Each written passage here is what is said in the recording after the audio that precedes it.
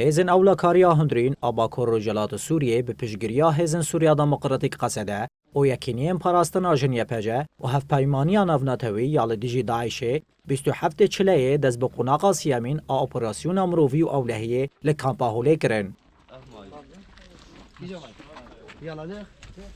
ئۆپەراسیۆن دو ڕۆژە دویان de دەوام دکە.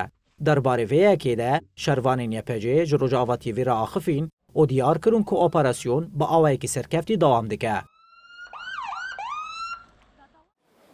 Xwe di pêşengtiya YPG de ev operasyon baş derbas dibe. Ev îro du rojê me çêbûyî operasyon baş derbas dibe. Ev hemlehan ji bo jinên Daişê me bikar anîn. Ji bo li dijî hevala di tişt çênebe, ez ezî çênebe. Cuda sûcên kuştin bo tê çênebe.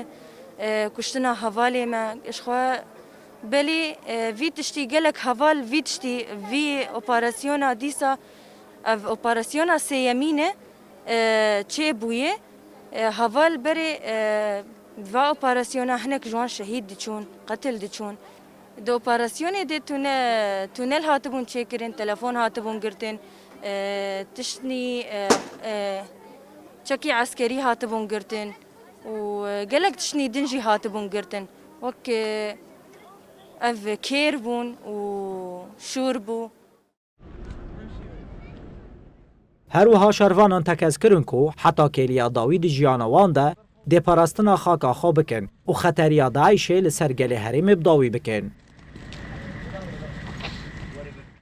Em dixwazin hinek tişt bikaribin êdî di vê kampê de yani bikaribin têk bibin êdî dest ser bikin êdî ev tişt berdewam neke kuştene qetilkirine yan jî bikaribin siyasetê xwe ser da yani êdî ev berdewam bike em naxwaz êdî ev tişt êdî dîsa berdewam bibe ji ber jî ev hemle em dixwazin dawî bi encam bibe bikaribe tiştî ku ew qas berdewam dike em bikaribin di vê hemlê xwe yê qunaxa sêmîn de êdî dawî bikin ji ber jî ev hemle hatina berdewam e.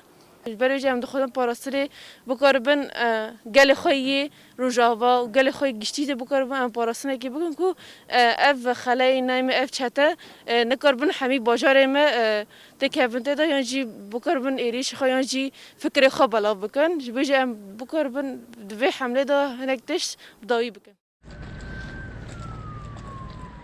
Roja duyamîn a qonaxa siyamîn a operasyona mirovî û ewlehiyê didûme.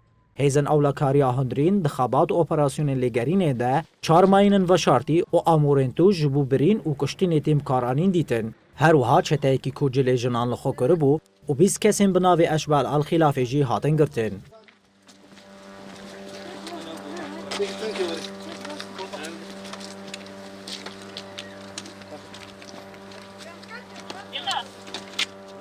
دارا